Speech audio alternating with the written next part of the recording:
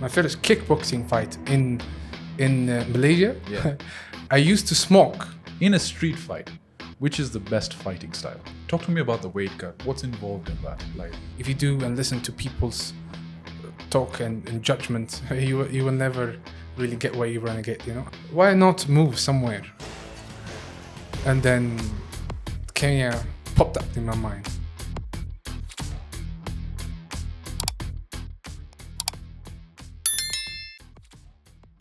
Omer, I had a recent quote that came across my page, and it says, the goal of martial arts is to affect the mind and spirit, not just the body. It's by Gaichin Funakoshi. What do you think about that? I mean, in 2023, 24, I definitely agree. I don't think a lot of people nowadays go and work out only to have a shape, but to feel good also. Agreed. Also to feel the spirit, you know. Yes. So I definitely agree with that, because also it's one of my reasons why I work out from the beginning. Connection with mind, body, and spirit all in one, right? That's the end. Definitely. That's the end goal. They are all related. They're all connected. So with that, I'd like to welcome you to Coffee Pump. Thank you very much. Thank you very much, bro. Finally, we are here. We have been trying, but I think, as we said, you know, it's just the fates. Everything aligned in the right, perfect moment. True. We've got together. Agreed. And there's been some developments we've had. We're following each other. We'll talk about that later. But Omer, I came across your page. And to be honest, I've always been fascinated with the world of Brazilian Jiu-Jitsu, mixed martial artists. Though the industry has been there in Kenya, I feel it's been under the rug. It's been undercover. Right. And I saw your page. I came across your page and I saw the stuff you're putting out there, what you're doing in Kenya. Before we dive into what the hell you're doing in Kenya, Yeah. I want to understand where you came from. Maybe you could just touch base on what you do, who you are, and where you came from. Yeah. That's an interesting question, because a lot of people are also curious about where the hell this guy came from, you know? So I'm Ethiopian. Okay. My father is Ethiopian. My mom is Yemeni. Okay. So I have the half African Arab gene. But I was born in Saudi Arabia, MashaAllah. and I grew up in Saudi Arabia for 16 years. Okay. 16, 17 years. And then I moved to Malaysia. And from Malaysia for, 8, 9 years. Then I moved to Ethiopia. Then I ended up in Kenya now. So let's circle back, all right? Yeah. You grew up in Saudi Arabia. Yes, I was born and grew up in Saudi Arabia. How was that like? Because Saudi Arabia is a very different place. I mean, for us who've been there as Muslims, I know. we do make pilgrimage, we do Umrah, Hajj, and so on and so Right. forth. So we have some inclination of what it's like. Right. However, for those that have never gone beyond the veil of the TV, how is it like growing up there? Yeah, it was. So my experience is completely different than others, because I was born in the mountains. I also grew up in the mountains, like south of Saudi Arabia. Okay. So part of it, close to Yemen. Okay. It was, mountains life. Tough. Nice, beautiful, complex, traumatizing, like everything in one, you know? When you say traumatizing, how would you... Like the experiences you get, you know? The culture you grow up in, you know? And so many details in there. I don't want to go through it, but I understand. it's complex. It's not like what people would have maybe growing up in Kenya. It's very different, right? No, it's completely different. Not even in the other part of Saudi Arabia. It's completely different. Okay. Yeah. So then what made you then go towards Malaysia? What was that trajectory? Studies. But I believe, like, the main reason of this, my father, like, Omar, I'm faded. I was a troublemaker. I love to fight, you know. I love to I don't know, annoy people. And Yeah. so Are you an Aries by chance? yeah. So my father, my older brother used to study there, and he was like, "You better follow your older brother, and just to give some space and to learn more about life than where I grew up, you know." Right. Yeah. And so when you went to study in Malaysia, what course were you studying at the time? I didn't speak English before, so first thing is like English. You need to learn English. Yeah. I need to learn English. Yeah, and I switched to business management. Okay. Which is the field that I never wanted. But, when you grow up and You know, if you're on the 90th, you know, born on the 90th, Yeah. you're Yeah. most probably you'll be chosen I to mean, study what you want to study. I agree with that, bro. Because even I didn't know what I wanted to do, and the safest bet was accounting or business Right. management. It's just it's a degree that everyone's comfortable with. Dad is like not going to ask 2 questions about Right. it. It does something. I can relate with that. Right. I'm trying to pinpoint where martial arts came. Right, where Yeah. because right now you are a subject matter expert in everything mixed martial arts. Yes. But where did that early moment kick in where you're like, you know what? This is something I'm really interested in. This is something I want to pursue professionally. Yeah. When did that switch happen? So I started martial arts since I was 10. Okay. Where I grew up was tough, that you really have to prove yourself. So most of our life was in the street. We go home just to eat and sleep. The rest of our day is just on the street. And the street is the street. And I used to be bullied, you know? I used to be bullied, I would say assaulted. However, it became personal for me. So I needed to learn something. And my uncle, when we used to go back to Ethiopia for a vacation, got me into taekwondo at first. Okay. Yeah, and I loved it because it gave me the confidence, you know, and the skills to learn. So I come back, I can do something about the bullies, you know, or the thing that I used to experience. And then from there, I had this rage. I want to learn more, so I can defend myself on the street. I can show off. I can beat people, you know. It started from there. But when I moved to Malaysia, it was completely different. I was still the naughty, crazy boy, but before my first fight, I had a coach told me, listen, do you want to fight next month? And I was like, I will give you small money. Then I was like, what do you mean small money? I didn't understand the culture of fighting. Yeah. It was a kickboxing fight. Then I was like, sure. And then I almost dropped out from my English diploma that I wanted. But however, this is how it started. Then when I knew that actually this can be something to do for living, you know. Interesting. So Malaysia was where you segued from learning how to defend yourself to basically going to professional fighting, prize fighting, which is... Yes. Malaysia actually was the exposure for me to know more about MMA because in where I grew up, MMA was very poor, not known. Maybe Brazilian Jiu-Jitsu, we hear about it, but we don't know anything. So Malaysia was the exposure about the combat sports. Is that where One Championship is headquartered? Right. Yeah, In fact, I used to work at One Championship for almost 4 years when they hosted in Malaysia. Really? Yes. Fantastic. I used to be a part of it. It was an interesting experience. So I'm assuming you gave up business management. Definitely. I mean, what do you expect? But yes, it was not my field. I studied for 2 years and I dropped out on the other 2 years that left. Right. So you're in Malaysia. Now, growing up, you did taekwondo. Yeah. When you went to Malaysia, was it a continuation? You said kickboxing. Yes. Now, how did the other elements of fighting come into be? Like Brazilian Jiu-Jitsu, Muay Thai? Yes. Was that all? Did you learn all that while you were... Yes. So I also can relate it to where I grew up as well. We had this traditional, street sport, but you call it in Arabic you call it mu'asara, you know, it's like squeezing. It's called... How do you play that? So it's like Roman wrestling. You have underhooks, like underhand 50-50 position while standing, and whoever takes someone on the floor wins on your back wins, which is actually a wrestling sport, right? Yeah. So it came across. I was very good at it too, because I used to smash a lot of people in those positions, and I had a lot of tricks. So it came along with me, but I didn't know.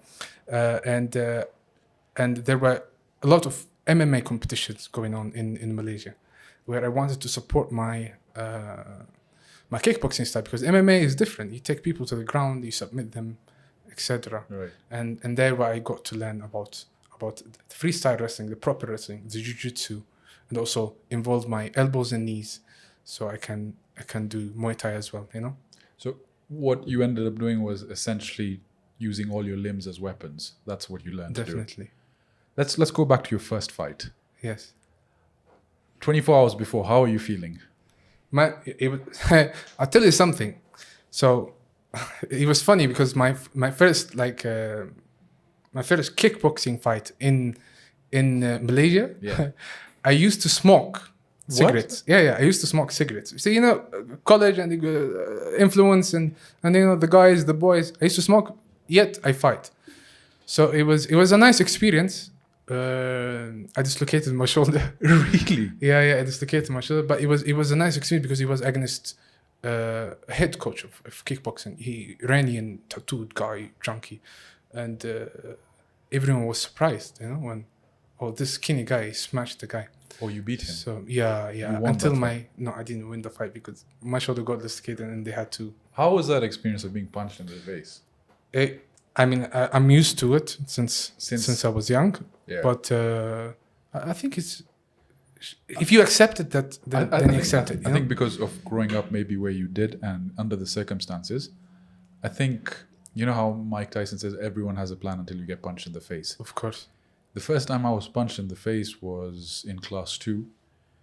Class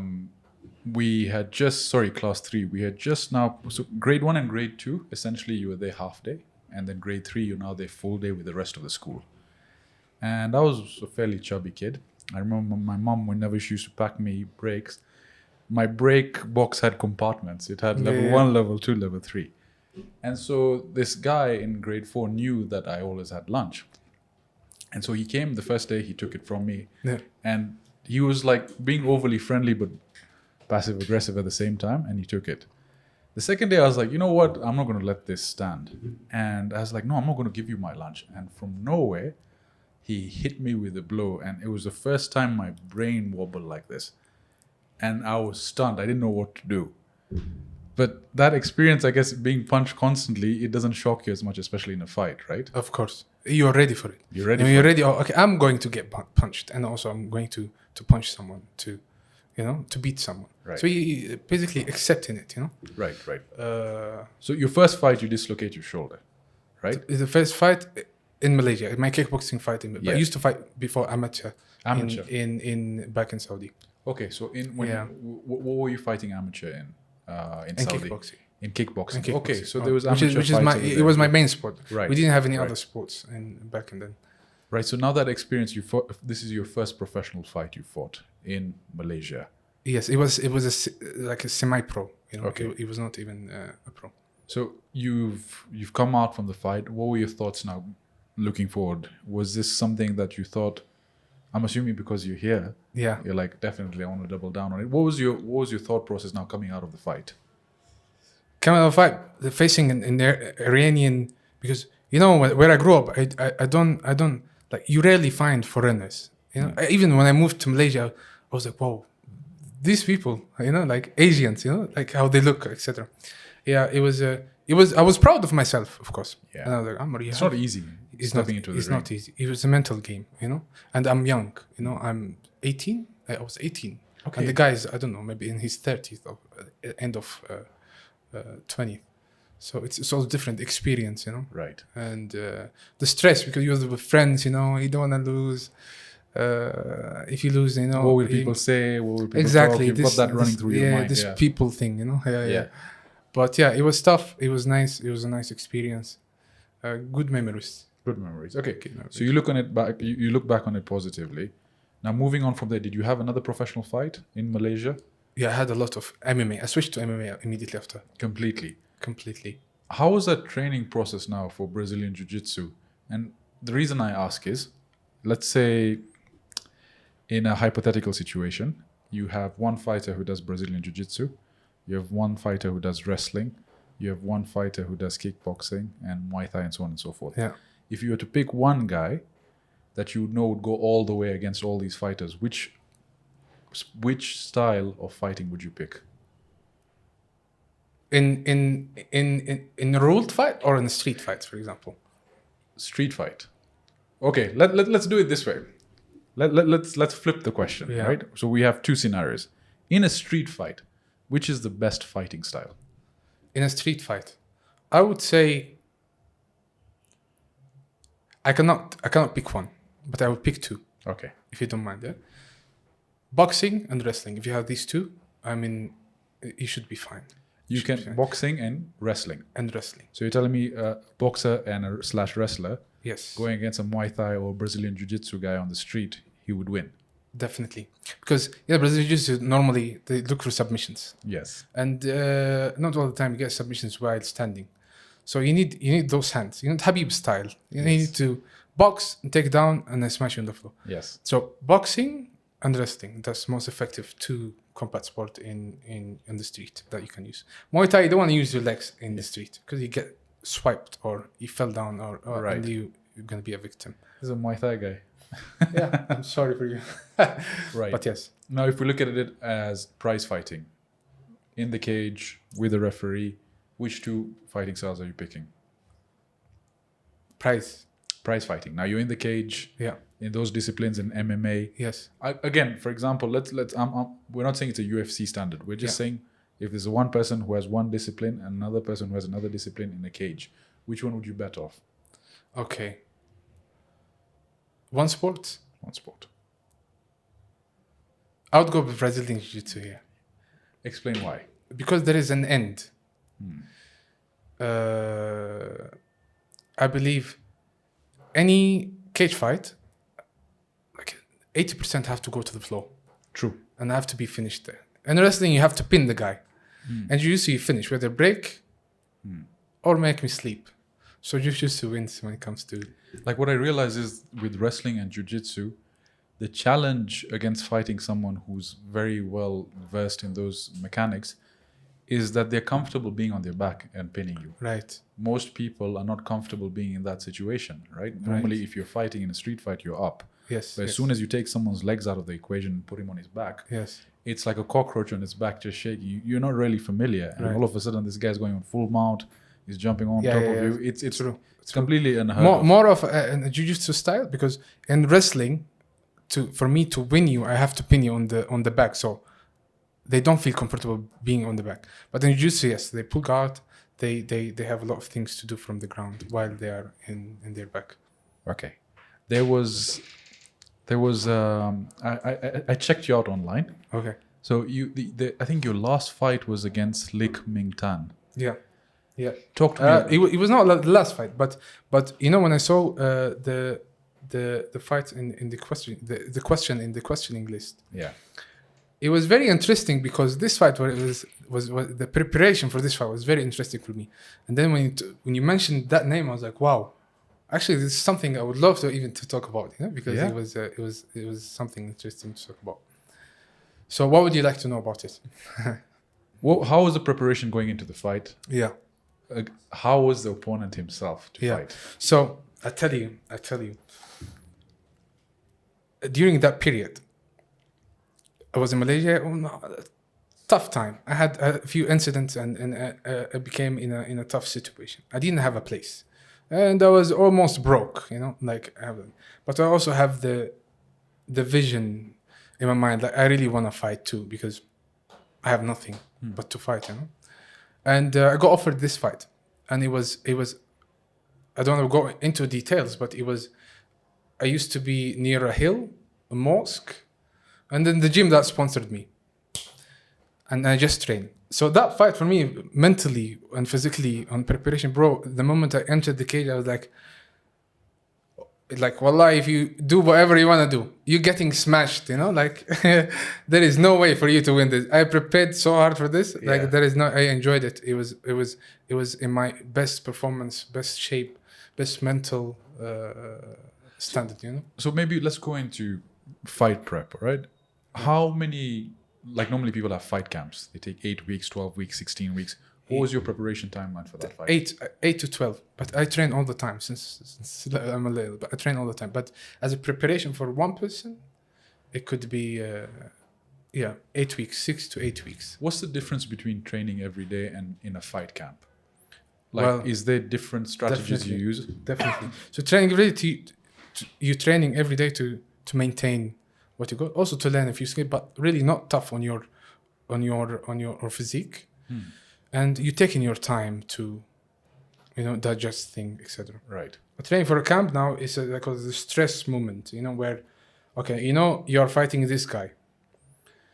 You have to study his style. You have to work on the things you are missing, so you can, so like to Adapt to balance, that fighting adapt to style. that fight style. That's why a lot of people get disappointed when their opponent pull out at the end of the game and they cancel the whole fight, for example. Yeah, Or but you some get people are ready for all. Yeah. You get a new So opponent. I had the mentality for me to prepare for people, but with the time I had the mentality to prepare for anyone, whether this person or that person, just for me to get better. And I would fight anyone, whether it's him or they changed them or they pulled out, etc. So the difference is basically you're now adapting to a certain fighting style, and your Yes. camp is gearing towards. Yes, and the weight cut, and a lot of people just when they see a UFC fighter, they think it's a fun thing. It's a fun thing to be also an athlete, and easy to be an athlete, especially combat sport athletes. What weight But were you they're- fighting at? Featherweight, 65. 65. So imagine like stick, bro. 65 is nothing. yeah. I think you're about 80 right now. Yeah, I'm 77. 77. But after that, I couldn't really cut.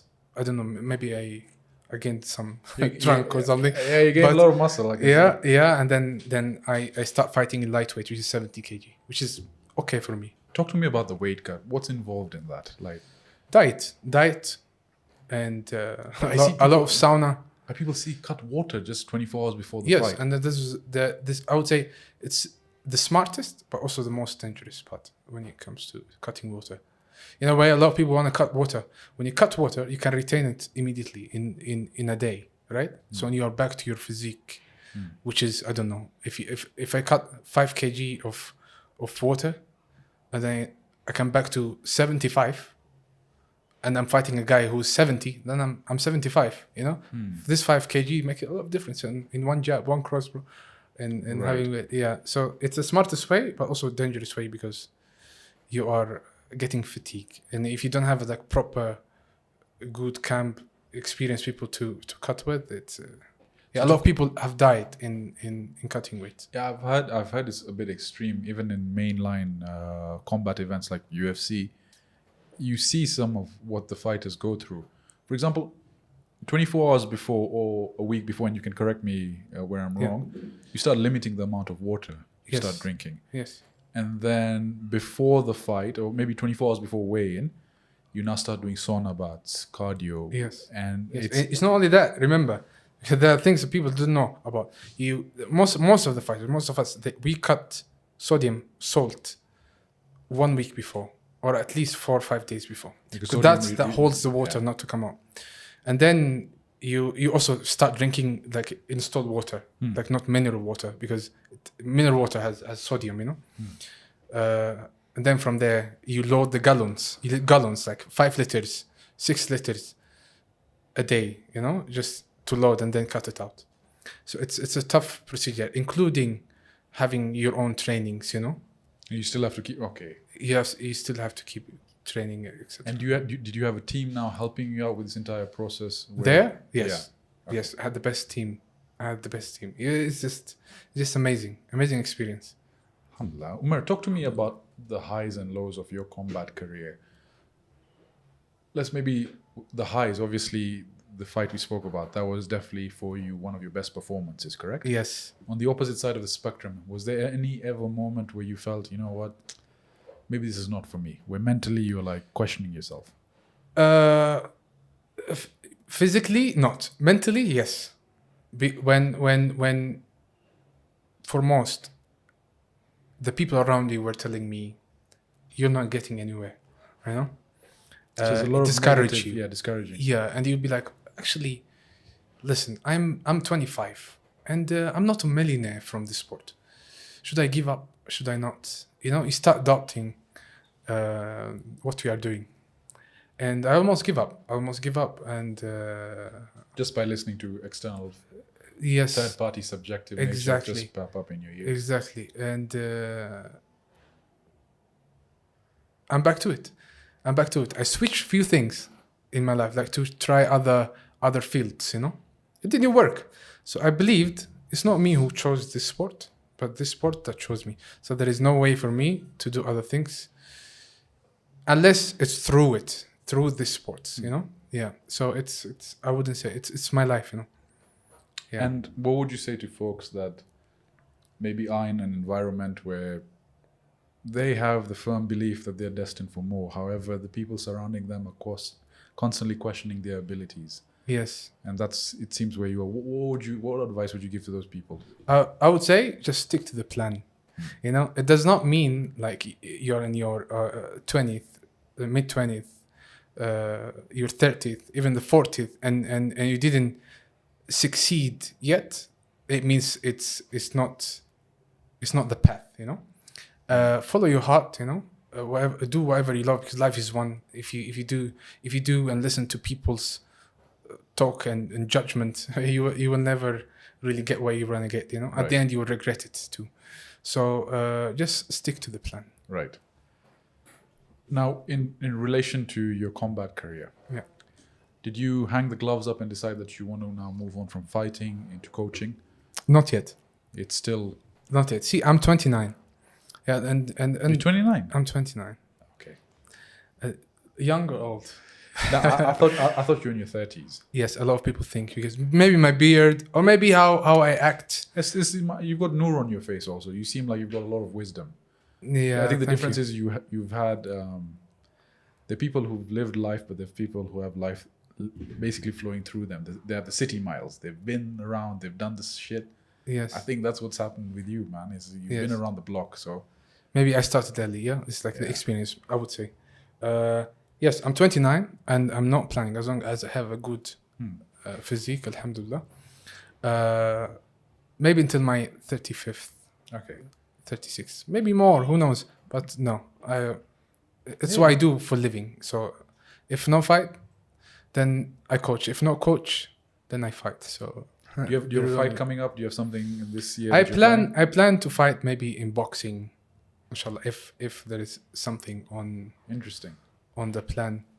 But I plan to, because I have an injury and I cannot grapple for a few months. So but I want to fight too. So maybe switch to boxing. If you cannot use the legs, use the hands. Yeah. I remember my father used to tell me, listen, because we used to always watch action movies. He used to always we used to always watch WWE. Yeah, together.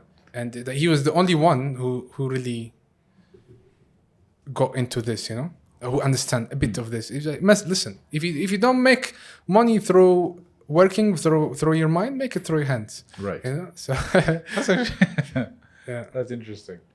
So you still plan on fighting, but I want to step back, if you'll allow. Yeah. From Malaysia, you ended up in Ethiopia. Yes. What was that move? How come you decided to move? See, this move was the biggest test I had. So first of all, I had a few issues, so I had to travel to Ethiopia. I had the option. But I have a few friends of mine whom are based in Canada, and they wanted to start this MMA promotion in Ethiopia. Yeah? Interesting. In Africa in general, but starting from Ethiopia. And then it came together, you know, my comeback and their offer. And I was like, you want to come back and try to do things for us there? I was like, yeah, sure, since I have the plan already, you know. The moment I arrived, I tried to do a few things.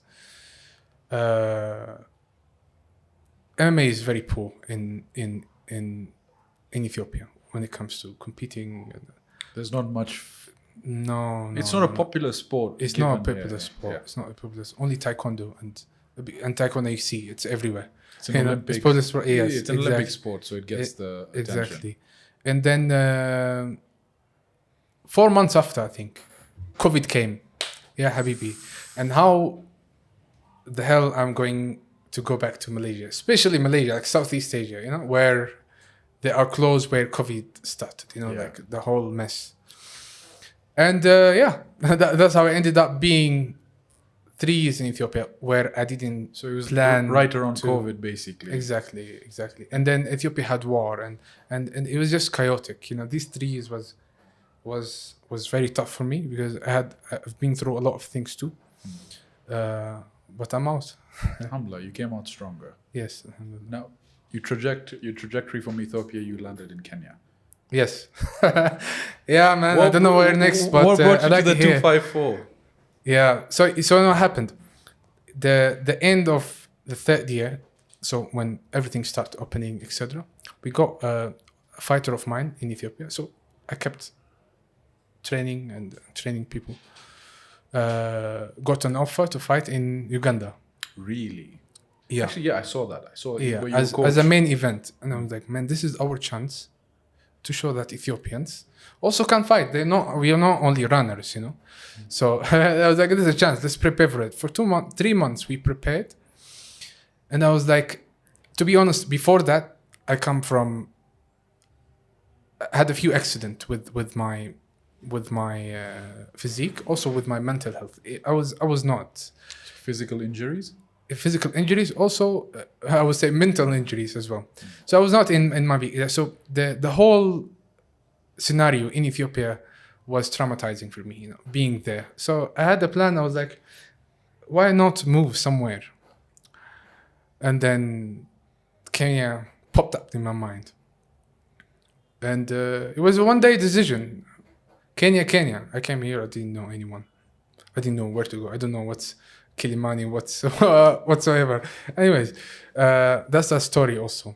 But yeah, this is how I ended up. But before that, so we had to go to Uganda for the fight. And from there I said, I'm not going back to Ethiopia. No. I'm not going back to Ethiopia. I need to continue with my life, you know, especially my sport career, because it is me, you know. And then I ended up in Kenya, and I never regretted it, you know. First impressions of Kenya? Wow. Yeah, so developed. They have streets like proper, the cars, you know, and I don't know. It gave me. I called it like the Malaysia of Africa. It's the same. You got similar vibe. Yeah, get similar vibe. That's why maybe I loved it. And they got it all. If you want the safari, you have it here. If you want the coast, you also have it here. If you want development, you have it here. Yeah. If you want to be someone, you have it here. You know, it's nice. It's nice. It's the buffet of the East It's a African buffet. continent, where It's a buffet. you have different tastes. And you know, a lot of people told me when I told them I'm in Kenya now. It was like, but Kenya, you don't get a chance to do anything. They don't have a lot of opportunity. Like a lot of opportunities are not there. A lot of people. It's a developed country. You cannot bring something new. And then I was scared because people talk. You know, Yeah. we always believe. The moment I arrived for the first week, bro, I was just laughing about those people who were there. I was like, what are you talking about? Like like Kenya is full of opportunities. Kenya to Koju. Like what I would say is I agree 100%. Do not assume a place is a certain way just because someone told you. Go step there, explore it yourself. Exactly. And clearly you have been, how do I say, smitten by Kenya. So Exactly. Would you consider Kenya now your current home? Definitely. How long have you been here? A year now. Year now. Is that going to go to A 2 year. years, 3 years, 4 years? Inshallah, let's see. I have plans. I set my plans, so I'm working toward it. Find your Unless Kenya kicks me. But, no. I think what will happen is if you find a Kenyan girl, then you'll stay here permanently. that's a problem now. This shouldn't go. So you've ended up in Kenya. Yeah. What did you think of the combat scene over here? The MMA. The MMA. So basically, I think. Yeah. Sorry. Yeah. So I would say it's similar to Ethiopia, but can be adjusted, can be improved, developed. You know why? Kenya, the reason I'm here, Kenya is the hub of East Africa. Correct. If not Africa, bro. You know, and I was surprised that MMA is not big as I thought, you know. Also at the same time I was like, maybe it's a sign for me, you know. Exactly, and that's the opportunity that I was talking about. And then it came came up to to you, us. you saw. Exactly that I saw. So it's there, and it can be developed, and a lot of opportunities when it comes to combat sport here in Kenya. What do you think of the talent of folks over here? Do you think there's natural talent? Definitely. I have a lot of students, teammates that are very talented. But bro, where is a talent if it's not supported? It grieves. It's not bro. nurtured, yeah. Exactly. Agreed. Yeah. It goes to like down and down. I think within combat sports, for example, let's talk about just watching UFC, for example. Yes. It wasn't a big cultural phenomenon growing up, like during the George St. Pierre days. Right. It was fairly I would say WWE had more traction because they would show it locally on, I think it's KBC. Yes. KBC, which is Kenya Broadcasting Corporation. They would show WWE, WWF every evening, and you'd gather around that. And we knew it was theater. We'd love to believe it was true. But however, the UFC was not really bolstered up over here. When I was in university, we had the Conor McGregor era. Right. But to be fair to him, he basically is responsible for bringing a lot of people who were never interested in the sport into viewing what UFC was. True. I mean, props to Conor. I don't think I've ever seen any combat athlete do it to the level he has in terms of bringing attention to the sport. And I started now going down the rabbit hole of what MMA is. Who's this fighter? And we were just recently talking about the Sean Strickland fight. It's gotten to the point where people like me who have been based in Kenya were now exposed by him to the sport. Then obviously the Khabib Nurmagomedov and Conor fight. Yeah, it's like the scenarios, the drama, the characters, you know. It's not only a fight, it's the whole thing. It's a global phenomenon. There's so much attached to it. There's culture, there's religion, whatever you want. You've attached to it, it's two opposing beliefs of thought coming together. That was really an event that even my brother-in-law, who's never watched MMA, was like, you know what, Khabib is my guy. Because he had some attachment to the beliefs that Khabib did, right? Yes. Maybe before we segue to that question, Khabib or Conor? Khabib, of course. Yeah. I use his style in my fight. Okay. If you noticed. But yeah. So he does Sambo. Yeah, which... What is Sambo exactly? Sambo is like wrestling with the... It's an MMA with the fist, with the gi. Right. With the fist, yeah. Is there any different techniques from wrestling? So wrestling, you don't submit, you just take down, etc. But Sambo is like MMA. Okay, so it's a combination of Jiu-Jitsu and wrestling. Exactly. Is there any physical sort of like you throws? I mean, aside from throws, do you hit your opponent in Sambo? Yeah, like MMA. You really fight with gloves and you beat. It's proper there. So channeling back to Kenya now, you've come here, you've established a base. And that's where I came across your Instagram page is through the training sessions, right? And word spreading that there's actually a Brazilian Jiu-Jitsu expert in Kenya. And I saw you at a competition. Yeah. I believe it was a Jiu-Jitsu competition that took place in Kenya? Yes. What was that about? It was at Alchemist. Really? Yeah. Alchemist is a club, by the way. The different types of fights, not organized fights. It was an organized fight. It was also an interesting. It was a super fight. I got offered, and the guy was 30 40 kg heavier than me. Jesus Christ! And then when I know I never met him, but the guys, my teammates or my students, they know him from Tanzania. And then they all saw me as when people look at me, it's like, this guy is an IT guy, you know. But I will say, if someone just sees you at a club and wants to pick a fight with you, I know. I'd be thinking I can take this guy. A lot of people underestimate my look. Not knowing innocent, but there's a killer. There's a killer behind this. True. So it was an Alchemist. It was an interesting fight, and I won that fight. Yeah. But it was a grappling fight. In terms of do you, like, within the Jiu-Jitsu sector, there's the Gracie Jiu-Jitsu, there's no-gi Jiu-Jitsu. Yes. What sort of sector are you following? The no-gi. No-gi, yeah? Yeah, I would say grappling. I wouldn't only also say Jiu-Jitsu because I use my wrestling into it. But because also these no-gi things or grappling supports my MMA career as well. Okay. Because in MMA, we don't fight with the gi. Yeah. For you not to understand also wrestlers or the people unranked, they also can there are a lot of people who are unranked. To be honest with me, I'm not ranked in a gi. Okay. Yeah, but I'm okay to fight in brown, for example. Right. You know, so it does not. So what dictates the move from brown to black or from purple to brown? Time and training. Okay, but who makes the decision? Is it a black belt most of the time? Right. Which is what you call a professor. You know. And do you have a professor that you follow right now? Yes. Where are they based? Here. Really? Yeah. We've got a black belt in Kenya. Yes, we have black belts in Kenya. Some of them contributes to the community in sport, which I really respect. Some of them don't. But Yes, they are here. And to tell you, like because I'm moving. You found it on social media, for example. There are a lot of people in Kenya who has more knowledge than me when it comes to teaching skills, etc. But they are not there. Okay. They are not there. They're not in the scene. They're not promoting the sport as you are. Exactly. Okay. Where my goal is completely different.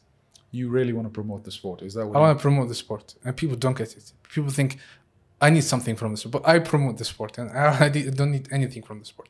And only fighters know what I'm talking about. Only the fighters here know what I'm talking about, because I came through this way, and I never been really supported when it comes to my fighting career. And I feel every combat sport athletes here or in Ethiopia, in East Africa in general, who wants to be something, who want to, they have love to the sport, but they cannot do a lot of things. They want to make living, you know. That's maybe a question I have. Yes. With taekwondo, with wrestling, with boxing, these are Commonwealth sports. These are sports that are fought on an international platform, and there's money involved in them. So if you look at long distance runners, if you do go on the global stage, you are taken care of financially quite well. Right. And I can see why a lot of Kenyan athletes decide to now go towards those trajectories, because there is financial reward sitting at the end of the table. Of course. MMA, still very young. Yeah, it's very young. And I believe from now until the coming 5 years, even if we promoted it here, you won't get paid. It needs to be promoted so people can have the ability to invest in it, you know.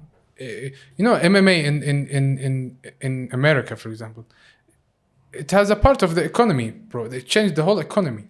It's a huge sport. Well, it's a huge sport. You have clubs hire athletes fight for the club, and then you share. Of course. So it's how you would have any league, any football league. Definitely. So it's a lot of cash flow that is involving in this. To build that in an African country is difficult, task, but possible if we all, united. So what do you think we have to do now to get more attention to the sport? Is it by doing competitions such as what you did? Is it getting more people? Do you know what's the problem? There are two parts.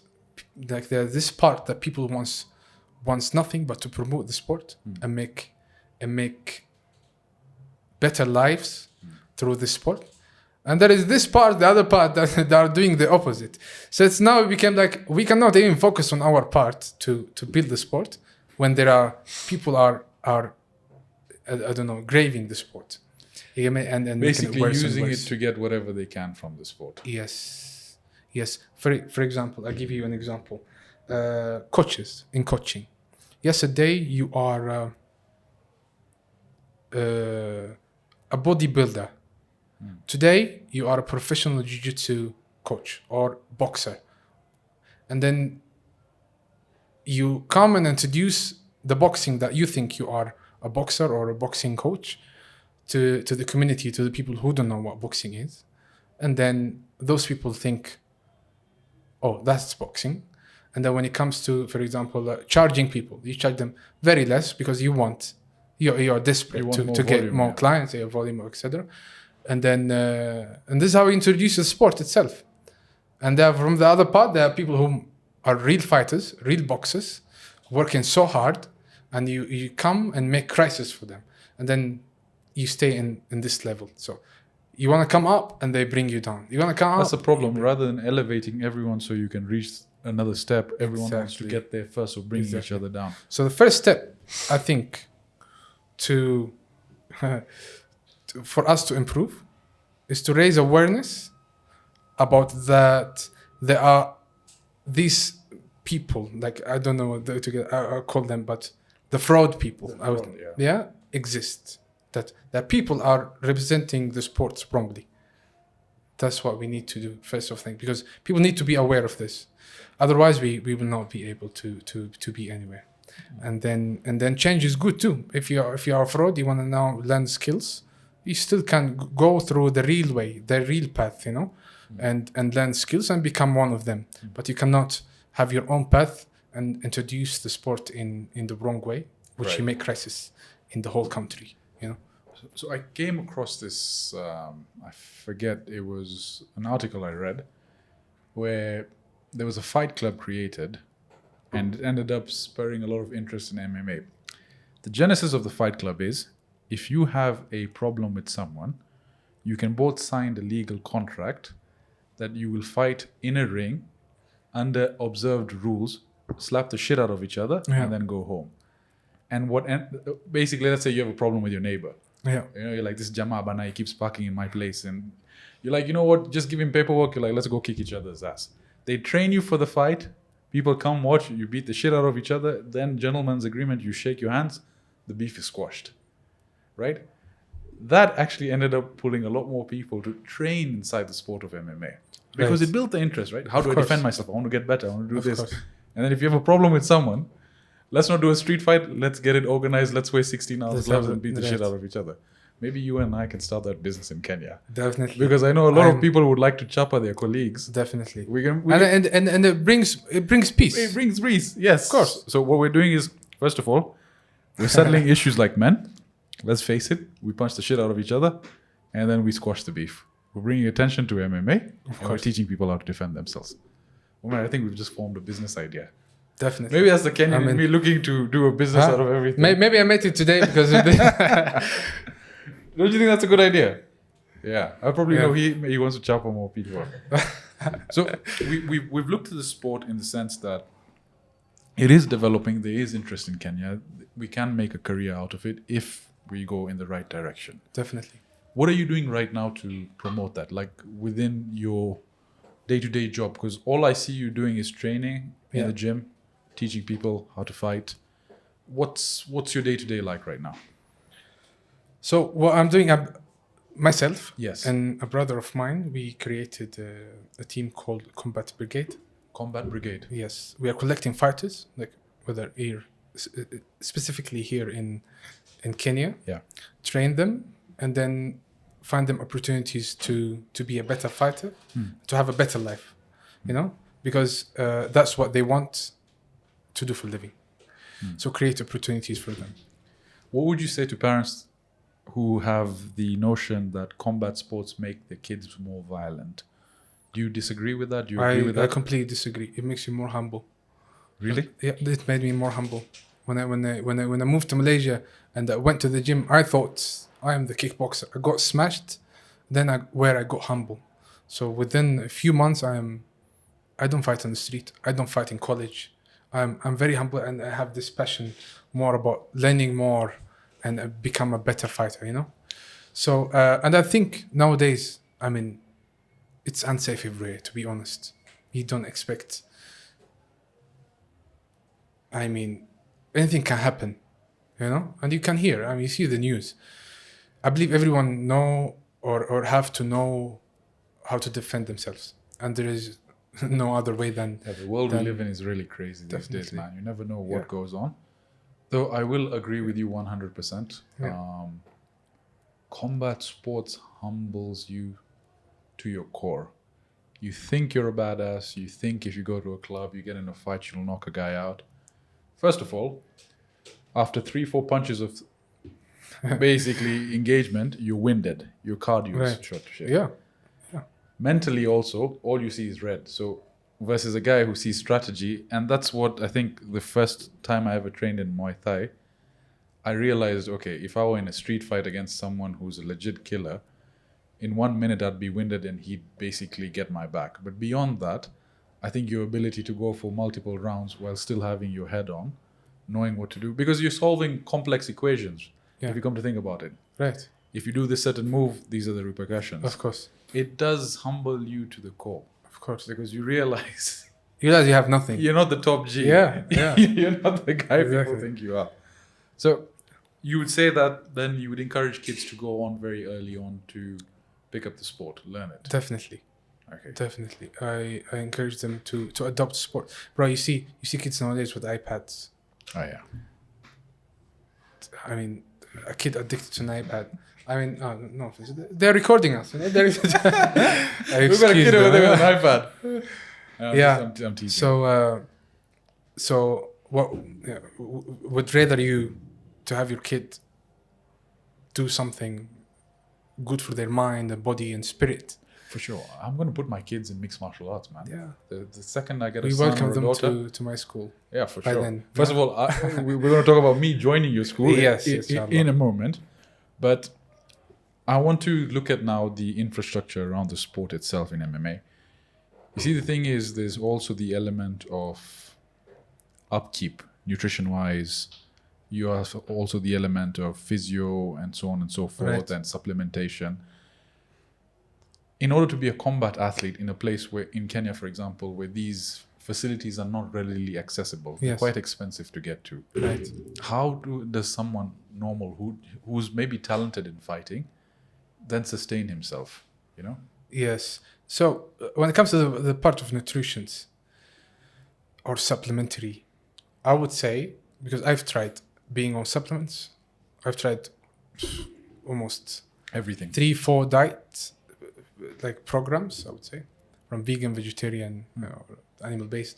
I would say this is something you don't have to worry about more than having a good food, good diet, good recovery. Do you track what you eat? Do you measure what you eat? I would say I measure what I eat, but I maintain it. And then the rest comes to my training. If I want to cut weight, I don't touch my food. I go train more. Yeah. So ultimately, you're very disciplined. No alcohol. No cheating on diets. I cheat, but I go work out. I go run more, or I hit the bag more. What's Omar's favorite cheat? I like sweets. I like to bake, and I like some Arabic sweets. You know. And do you like donuts and stuff? Not really donuts, but Bro. yeah. Tell me about it. Arabic sweets, which ones are we talking about? I like baklawas, for example. Oh man, that's one. Yeah, I get you. And that's sugar loaded. So that's yes, insane. exactly. Okay, but you do have those moments where you treat yourself, right? Yeah, of course. Okay. Outside, so I've seen now that side of you where you like sometimes, okay, Sundays I can kick my feet up, I can do what I want. Outside of the gym, what do you like doing? I like to do completely the opposite what I do during my daily life. Okay. Well, here in Kenya, I didn't do a lot of things. I just go to the nature, just walk, you know. So it's an active recovery day. Yeah, sometimes not. Sometimes I just watch something, watch YouTube. That's it, you know. Sometimes just meet friends. But I try to be away from the gym completely. Exactly. Let me ask you this. Again, I saw online there was a debate going on between the type of fighters, and one side said that a person who is disciplined in religion is always a better fighter than that person who has more of a social life, even though he's very disciplined, drinks, socializes. Would you agree with that? Would you agree with that? If I look at Khabib, for example, and you look at the Dagestani culture, Yes. all they do is get up, pray, gym, family, get up, pray, gym, family. There's nothing else. And so how do you compete with someone who's grown up in that lifestyle True. for years versus someone, let's say like me, who's got a very sociable life, you know, you train and then you get in shape, you fight, but you've still got those off days, you've still got this, you pray once in a while. I kind of find it hard to see how you can beat someone who's so disciplined spiritually, who's so disciplined physically, and has a set life. It's difficult, and I will say, you know, with our brief encounters, you sort of remind me of the Dagestani culture. I can't be very close to them, but one day, inshallah, I will be there. Inshallah. I totally agree when it comes to that. Do you find religion has helped you become a better Definitely. fighter? Well, first of all, what religion tells you, or what do you benefit from religion? It's discipline, bro. They give you 5 prayers to pray in this time, and this time, and this time. That's a discipline, you know. And if you adapt that into your life, you definitely be disciplined. You will wake up 5 a.m. and pray your Fajr. That's a discipline, you know. And you do it for imagine you do it for something or someone, which is Allah, God, that you never seen. So imagine you do something also for something you are seeing it. You know, like you do it for your career. You're actually achieving it. You know, so of course you're gonna have a discipline. I agree. Yeah. It helps build those calluses, right? The mental calluses of doing something Definitely. diligently. Also, religion, like our religion as Islam, tells you not to drink, not. And these all the things that you don't need to do it actually when you are an athlete. So Yeah. that helps you Become a better athlete. become a better athlete. I want to now sort of divert into what we spoke about. You and I have training sessions on Tuesday and Thursday, starting next week. And maybe from a listener or viewer's perspective, how are we going to start this? I'm a complete beginner. What's the training protocol? What's my first day going to look like? What are we going to do? We're gonna start like a baby, for baby steps. But so cardio. No, all the time. We can do cardio through martial arts. So it becomes fun, not boring. So you love to do cardio, you know? Yeah. And that's what I do when I cut weight. I hit the bag all the time. It's fun. But also, I'm stuck with my demons. I just have to think, etc. Oh yeah. By the way, when you punch a bag, you just release those demons. Exactly. Yeah, exactly. Whatever you're fighting through. So not really. I use cardio through pad, bag, and other things than just go and run, put you on the machine, etc. Okay. And then, of course, we have a lot of techniques to learn. So the base or the fundamentals of martial arts too, right? I incorporate strength and conditioning in my old training. I noticed. Yeah, very explosive. Because a lot of people think, oh, okay, Omar, you have 6 abs. Or Omar, you know, you are fit, but are you fit from martial arts? I could be if I do grappling all the time, but I also do my strength and conditioning that supports my performance in these sports. So I incorporate it for my students, for my clients, for myself, and that's the only way for you to be better. So when we talk about the training in the mixed martial arts, we're going to do everything from wrestling to kickboxing to jiu-jitsu. Yes, but we would prefer, I'll give you introduction more, I don't know, for a month, more of the striking, because you cannot take someone down if they keep striking you, right? So you have to fight them in striking to take them down. So everything starts from standing. So we start from striking there. So we start from standing, and then we go to the grappling. So I separated it into 2, striking and grappling. I want to be specific on what we're going to do, whether jiu-jitsu or wrestling when it comes to grappling, or Muay Thai and boxing when it comes to striking. Yeah. So how often would we have to train for me to become combat proficient? Not athlete level, enough to the point where I can chop any guy on the road. It really depends how you get things. There are people, I have students, they learn like kids, you know? Yeah, let's say the average person. Yes. Untouched, because there are a lot of people are messed in the brain, bro. Like they don't. It's hard. Yeah. So I would say to be 6 months. 6 months consistent. We can get you somewhere. Like for example, with what I noticed is when I first tried to kick, my left side versus right side there's a huge discrepancy between strength. Right. The signal my brain sends to my right is pam, but to my left is like, ooh. Right. It doesn't go. Yeah. So it's like this also for me, and you have to embrace it. A lot of people also complain about these kind of things. So for me, for example, my left is flexible, my right is not, but my right is powerful. So I embrace it. Now I use this one for power. So when even I plan my fight, okay, this is my power one. How to make it more powerful? You know? Are you southpaw? Or what I'm an orthodox. Orthodox, yeah. But I stand southpaw at some point. I'm trying to learn to be in that position. You can adapt. Yeah, to adapt some tricks. You know. Okay. So just to embrace what you have and try to make it better. If you have a flexible, leg or a not powerful leg, you make it more flexible. Okay. Etc. Yet doesn't mean you have a good mobility. So we need to check your mobility as well, right? My mobility is terrible. Just a heads up. But I'm assuming we'll work on that also. Yeah, and forms, of course. Right. But because 6 months down the line, you know Jean-Claude Van Damme when he did the split on the 2 chairs? Yeah. Will I be able to do that? Well, this depends on how you observe the pain. Can you do that though? I can split, yes. Okay. And the other thing, bro, we also have to do we have to do a Muay Thai session on YouTube together. Let's do it. Yeah, I think do it. Vish wants you to torture me. Yeah. He enjoys whenever I suffer on camera. It's just part of his process. And Vish have to be involved. Yeah, Vish. Okay, his kicks are lethal, so we also have to do something for that. Now, as a fat loss tool, Yes. to be honest, forget cardio, man. I think that one session I had of Muay Thai, I've never felt like that before. Yeah. I think the lactic acid buildup, my metabolism was going through the roof. Would you say it's the best tool for fat loss, especially if Definitely, 100%. What are you talking about? It's a fun cardio.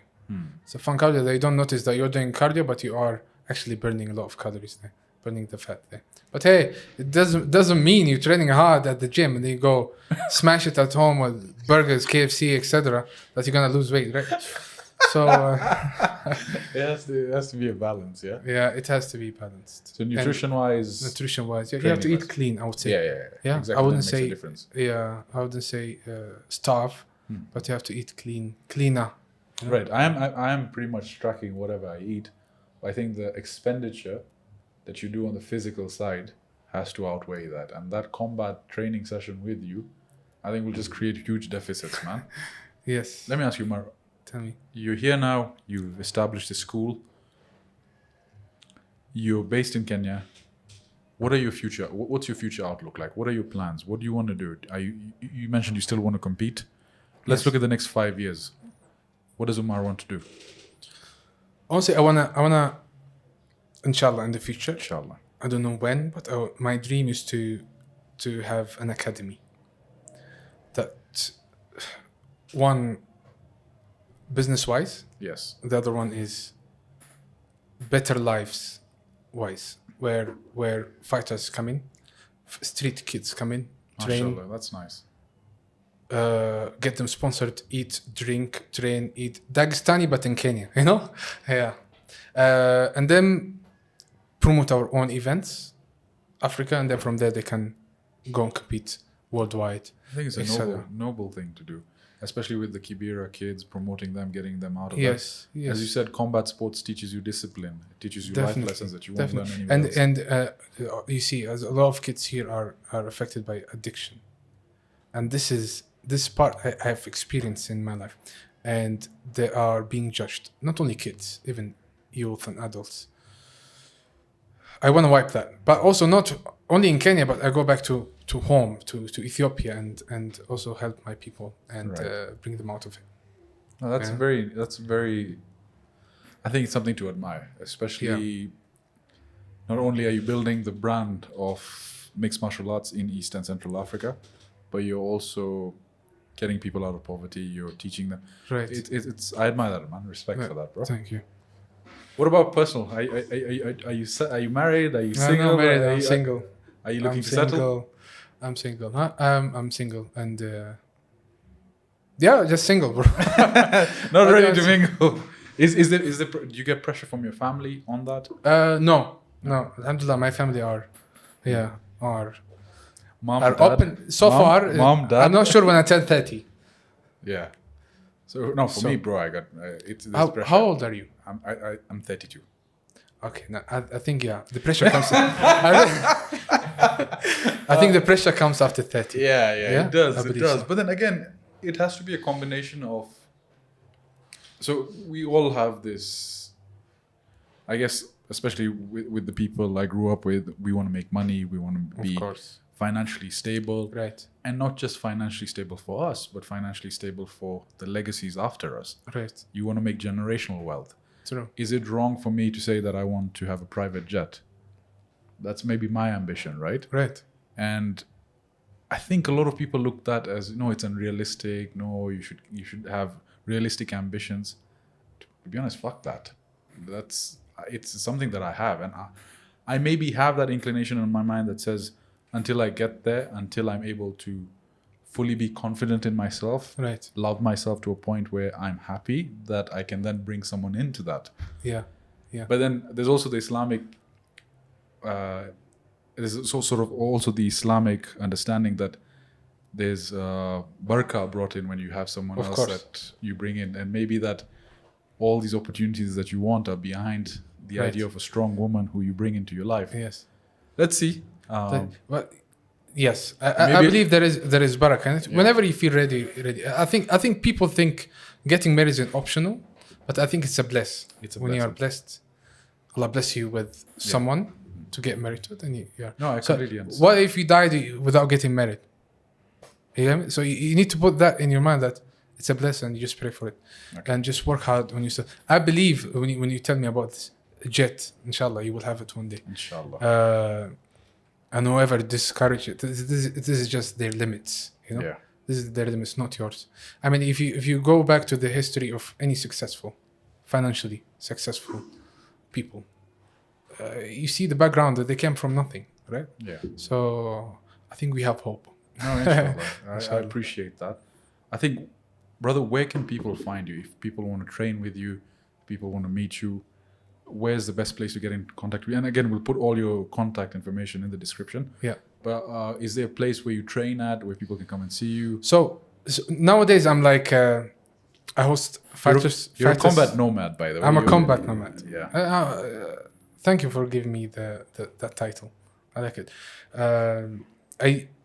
I go to people more than people come to me. Fighters comes to me, where I host my fighters class. So we put the whole info down in the description. Maybe another question I had before interviewing.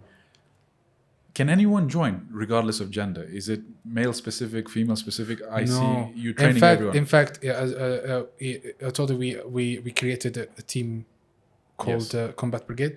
Under that, if you heard about a program called She Defense, it's a women's self-defense program we created for women to defend themselves. Yes. And we do that every month. And it succeeded like crazy. Yeah. So the first time we adverted, we booked for 3 events. It shows that there are a lot of demands. Women needs it. So not only men need to know how to fight, but women specifically more on that. Do you think it's important for women to learn how to defend themselves? Definitely. Given the current circumstances. At least, if not skills, to gain the confidence. You know, that they really actually can defend themselves. You know. Yes. And nowadays, I don't know, wherever you go, bro, you hear something. We live in a crazy world. In fact, it's disgusting with the things happening over here in Kenya. And I appreciate that you're actually going and seeing past genders. You're training both sides. You're educating people. Right. I think it's something that we've never had in Kenya to the extent which you guys are doing it. And I genuinely feel with the intentions you have, speaking to you, understanding where you come from, the sky's the limit, man. You're going places. I do appreciate you taking the time to come on the Coffee Pump podcast. It's been fascinating. It's been something that, to be honest, we wanted to do for a very long time. Yes. I think the next step for us is now to train together. Definitely. And we put a transformation, the proper transformation. Before and after. Before and after. Yeah. Not only physical-wise, but also skill-wise. Inshallah. Yeah. Brother, thank you so much for taking the time. Most welcome. Thank you very much for having me. Thanks. This has been Coffee Pump. We'll catch you on the next one. Cheers.